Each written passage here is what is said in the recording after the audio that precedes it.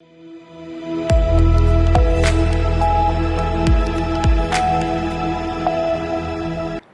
मैं हूं रत्ना और आप देख रहे हैं सी न्यूज भारत। रुक करते इस खबर की और खबर रेवाड़ी से है, जहां आईपीएस वाई पूरन कुमार आत्महत्या मामले में दलित समाज और कांग्रेसी कार्यकर्ताओं ने दोषियों की गिरफ्तारी को लेकर जिला सचिवालय पर प्रदर्शन कर बीडीपीओ के माध्यम से मुख्यमंत्री के नाम ज्ञापन सौंपा और चेतावनी भरे लहजे में कहा कि यदि दोषियों को गिरफ्तार नहीं किया गया तो कांग्रेस अनिश्चितकालीन धरना प्रदर्शन करेगी।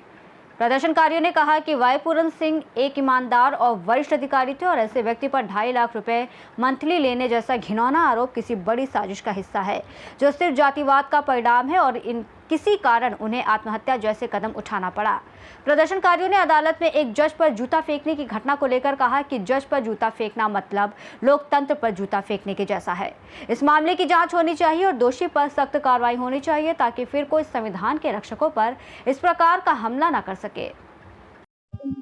हमने जो आज ज्ञापन दिया है, हमारे बहुत ही सम्मानीय और माननीय ईमानदार हमारे स्वर्गीय एडीजीपी वाई पूरण कुमार जी, जो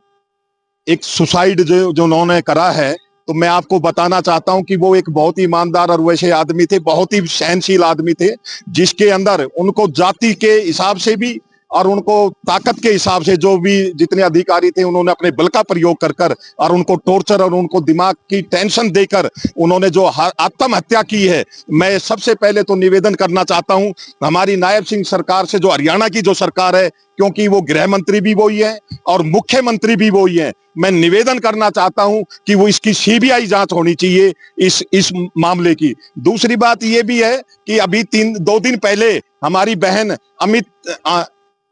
अमनीत ने जो प्रेस कॉन्फ्रेंस करने के लिए जो वहां पर रखा, जो चंडीगढ़ के अंदर, तो मैं आपको पत्रकार साथियों बताना चाहता हूं कि वहां पर इतनी फोर्स लगा दी गई कि वहां पर पत्रकार और मीडिया वहां पर पहुंच नहीं पाया और उसके बाद जबरदस्ती से डेड बॉडी को पीजीआई के अंदर ठाके ले गए। तो मैं तो निवेदन करना चाहता हूं कि हम अगले 15 दिन का, क्योंकि इसके अंदर सारे 15 हैं। अगर आज किसी गरीब आदमी, कोई गांव का या आप कोई शहर का कोई छोटा आदमी अगर ऐसा जाति सूचक शब्द कह देता तो उसको ठाके यही पुलिस, यही हरियाणा सरकार, यही गृह मंत्री और यही मुख्यमंत्री उसको अंदर कर देते थे और उसकी जांच नहीं होती, क्योंकि अभी तक उनके खिलाफ मुकदमे दर्ज नहीं हुए और मुकदमे दर्ज हुए तो नॉर्मल धाराओं में हुआ है। तो मैं ये कहना चाहता हूं कि उनके खिलाफ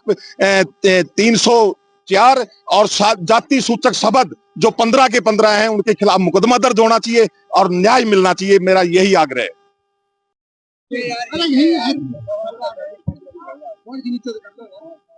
आज जो ये ज्ञापन जो दिया गया है, ये हिंदुस्तान के अंदर जो सरकार बैठी हुई है, उसके अंदर दलित समाज के ऊपर आए दिन अत्याचार हो रहे हैं और हर आदमी असुरक्षित महसूस कर रहा है। तो हमने सरकार से यही मांग है कि दलित समाज की ज्यादा से ज्यादा उनको कोटी दी जाए और जो हमारे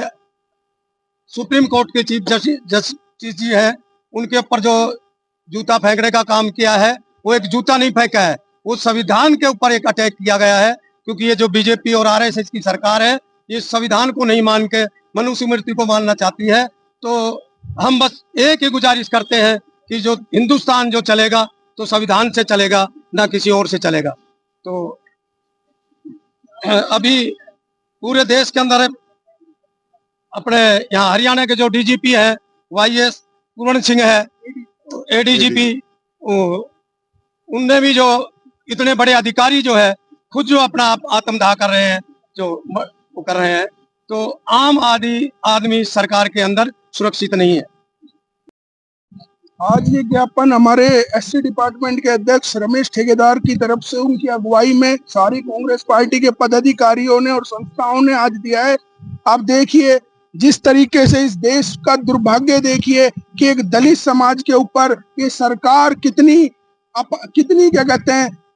मतलब अब कितनी विपदा इस सरकार की तरफ से आ रही है। जिस तरीके से इस देश के सीजीआई साहब के ऊपर जूता उछाला गया, ये जूता उस सीजीआई साहब के ऊपर नहीं उछाला, इस भारत देश के संविधान के ऊपर जूता उछालने की काम करा है इन्होंने। आज एडीजीपी लेवल के अधिकारी के ऊपर आज इतना उसको जाति के नाम पे उनको इन्होंने टॉर्चर कर दिया कि उनको अपनी आत्महत्या करनी पड़ी। आप ये देखिए कि आज देश प्रदेश का आम नागरिक कितना सेफ रह सकता है, और एक उनके जाति के नाम पर उनसे आरोप लगा के कि 2.5 लाख की मंथली के नाम पर आरोप लगाते हैं। मैं आपके माध्यम से सीएम साहब को कहना चाहूंगा कि अगर आप पीछे इनकी 11 साल की सरकार में उठा लीजिए, एक क्लर्क के ऊपर करोड़ों रुपए के घपले का आरोप लग जाता है, कहीं सोसाइटियों पे करोड़ों रुपए का घोटाला होता है, एक एडीजीपी लेवल के ऊपर 2.5 लाख का आरोप लगा के इस मामले को दबाना चाहते हैं। आज उनका परिवार को देखिए कि वो आरोप लगा रहे हैं, ना तो जल्द डेड बॉडी को जबरदस्ती लेके पीजीआई ले जाया गया, परंतु बड़ी शर्म की बात है इस देश में दलितों के ऊपर, दलितों को इलेक्शन से पहले भाजपा हिंदू बना देती है और जब इलेक्शन हो जाते हैं उसके बाद उनको दलित की लाइन में खड़ी कर देती है। तो मैं आपके माध्यम से कहना चाहूंगा कि हमें भी कहीं ना कहीं समझने की जरूरत है। जो बाबा साहब भीमराव अंबेडकर के संविधान से छेड़छाड़ करेगा, हम उनकी राजनीति को खत्म करने की बात हमेशा करते आए हैं और करते रहेंगे। अगर बाबा साहब के संविधान को इन्होंने छेड़ा तो ये आज जिस तरीके से ये समाज की क्रीम आपके बीच दिखाई दे रही है, और जल्दी एक पूरे समाज रेवाड़ी जिले के सारी हमारी मीटिंग हो गई, एक बड़ा प्रोटेस्ट यहाँ पर आपको देखने को मिलेगा और कतई बर्दाश्त नहीं करेंगे। इनको आंखों से पट्टी हटानी पड़ेगी, नहीं तो इनका तख्ता पलट करने का काम यही लोग और यही 36 बिरादरी के लोग करके दिखाएंगे। रेवाड़ी से सी न्यूज़ संवाददाता चैन सिंह की रिपोर्ट। इस रिपोर्ट में फिलहाल इतना ही। देश और दुनिया की तमाम बड़ी खबरों के लिए देखते रहिए सी न्यूज़ भारत।